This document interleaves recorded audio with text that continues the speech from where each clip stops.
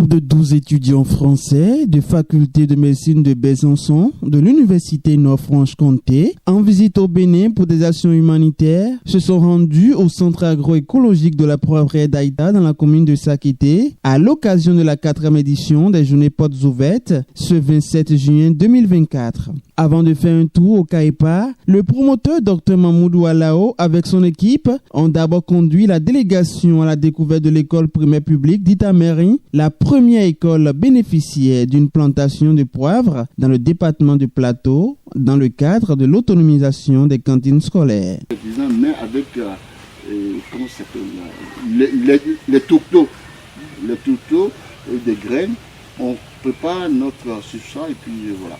C'est pourquoi tout est vert. Donc dans une plantation de poivre, on en met quelques-uns.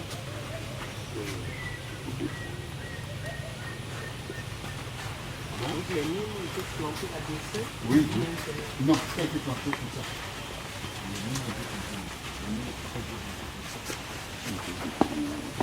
Super bas, j'ai fait des moissons 1100 tons avec un des groupes. Voilà. Il faut compter la main d'œuvre. Voilà. Donc on y va, il faut que j'appelle Gabo pour qu'il fasse une conclusion. On va se produire.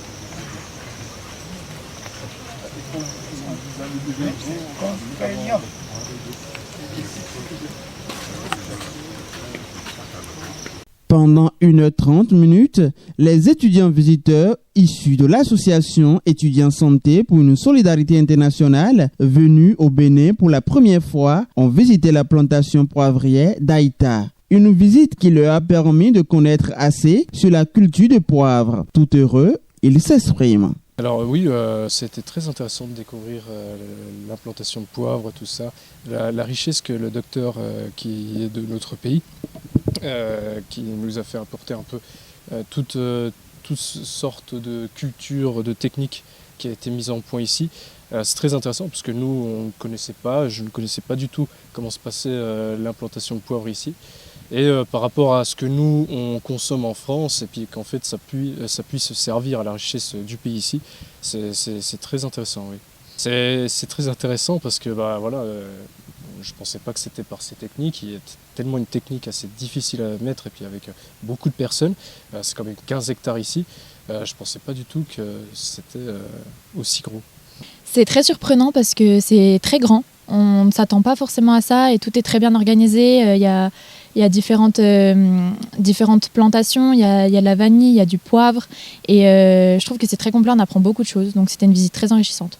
C'est une très belle chose qu'il faut continuer et que je pense que ça peut apporter beaucoup de bien, autant de richesses pour les personnes qui travaillent que pour les personnes qui reçoivent, comme par exemple les écoles ou des centres pour les enfants comme le centre Yéta. Je ne pensais pas que c'était aussi grand parce que du coup c'est lui qui m'a contacté pour qu'on puisse le visiter. Donc je ne m'attendais pas à ce que ça soit aussi grand, mais je trouve que oui, c'est pas quelque chose que je connaissais, donc forcément ça m'intéresse d'apprendre là-dessus. Il y avait plusieurs types de poivres qui se différenciaient suivant la maturation. Qui avait plusieurs types de tuteurs, dont un avec des propriétés guérissantes pour le cancer. Le premier responsable du centre d'accueil de protection de l'enfance, CAPE, dans la commune d'Avrancourt, à la tête de la délégation des étudiants solidaires français, est satisfait de l'investissement qui a été fait par le promoteur Dr Mamoudou Alao et pense déjà à la culture du poivre dans son centre afin d'en faire une activité de plus pour les pensionnaires. Nous avons pour mission, d'accueillir des enfants en situation difficile, de les protéger et apaiser leur détresse. Mais en plus de cela, on ne les a pas gardés comme dans un internat. Nous prenons la mission de les aider aussi à acquérir des savoir-faire quotidiens. Quand ils ont quitté leur détresse du centre, ils vont rentrer dans la vie active. Donc dans cette vie active, nous avons créé des activités du genre-là. Nous faisons de l'élevage, de jardinage.